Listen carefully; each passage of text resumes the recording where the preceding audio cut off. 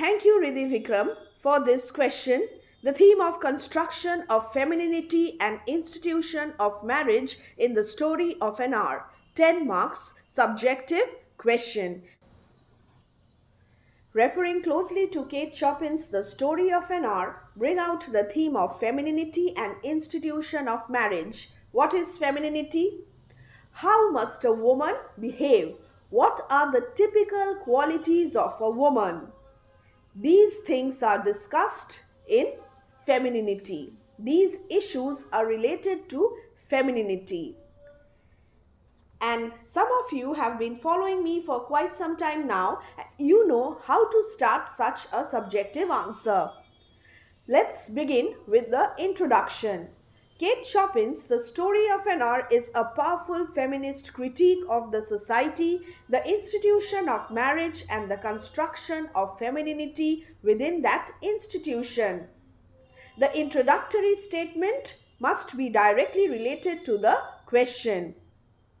This story is a feminist critique, a satire of the society number 1, the institution of marriage number 2, and the construction of femininity within that institution number 3.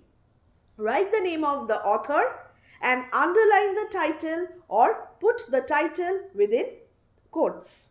So this is how you must begin any subjective answer. Female self-assertion, independence, and freedom are pivotal, are significant in this story of an hour in the life of a married woman, Mrs. Mallard. In the second sentence, I have clearly mentioned that this is the story of a married woman, and thus the author is going to deal with the theme of marriage in this story. It is in this hour that she, on hearing about her husband's death, discovers her freedom. Almost all important points have been highlighted in the introduction itself, and now, since I have stated the viewpoint, I have presented my case, I will substantiate it with the help of textual references. Second paragraph. The protagonist is afflicted with a heart disease. A quotation. Women in the 19th century were considered to be meek, passive, and weak. A critical analysis of the social context. What was the role suitable for a woman in the 19th century? She was considered to be meek, passive, and weak. Mention this in your answer. Her sister Josephine takes great care to break to her as gently as possible the news of her husband's tragic death. Since Mrs. Mallard is considered to be meek and submissive, weak, she has to be taken care of by the other members of her family. Instead of giving in to mute resignation, Mrs. Mallard cries with sudden wild abandonment, locks herself in a room and sinks into an armchair.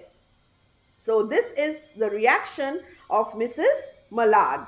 She behaves unlike other women during those times. When the storm of grief subsides, she comes to realize a clear and exalted perception that she is free from her husband's command. The story in brief. And henceforth can live for herself. A quotation. Use the quotations wisely. Do not quote wrongly and use shorter quotations so that you do not make any mistake.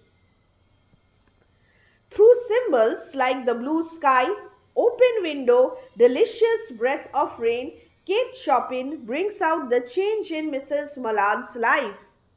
The long procession of years to come will belong to her absolutely. Another quotation. She will be the mistress of her own life. She breaks free from the socially constructed role of a dutiful wife. This line is very, very important. You must mention this in your answer. She breaks free from the typical, conventional, socially constructed role of a dutiful wife. She begins to feel that the feeling of love is not as powerful as the possession of self assertion. The words free, body and soul free mark the climax of her epiphany, and she transforms into Louis from Mrs. Mallard. She is no longer the married Mrs. Mallard, but now she has an identity of her own. She is Louis. She is simply a woman named Louis. Freedom was considered to be a forbidden pleasure during those times for women, and marriage was an institution in which women were involved in an unequal relationship. The husband was all powerful, and the wives were expected to be meek, submissive, passive, docile. Mrs. Mallard's marriage is perhaps not loveless. We can't say that Brentley Mallard was abusive and there was no love between the two. No. It was perhaps not a loveless marriage. Brentley Mallard never looked save with love upon her, but Mrs. Mallard has been stifled in her marriage. She was feeling suffocated.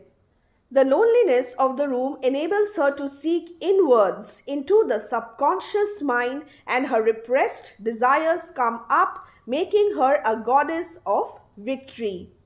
If you are writing an answer about femininity and feminist approach towards a particular text, then you must use words like repressed desires, subconscious mind.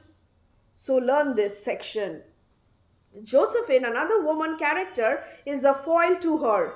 Mrs. Mallard is now feeling free, but Josephine is a typical woman and she is a foil to Mrs. Mallard. Ironically, the return of her husband kills her, abruptly shattering her dreams of a long life of spring days and summer days. Spring days and summer days are symbols of a bright future, and this is going to be a new beginning. Unfortunately, the arrival of Brentley Mallard shatters the dream of Mrs. Mallard, and once again she feels that she is going to be suffocated in the institution of marriage. Thus, Kate Chopin consciously writes against gender stereotypes. Now, what are gender stereotypes? Again, how a woman must behave from the standpoint of conventional social rules. A woman must be meek, a man must be powerful. These are gender stereotypes. And Kate Chopin in this story is consciously writing against these gender stereotypes. A wife must break down, be upset after the death of the husband. But here, Mrs. Mallard is all of a sudden feeling joyful as a result of her self-assertion. Thus, Kate Chopin consciously writes against gender stereotypes by satirizing certain behavioral expectations from the female characters.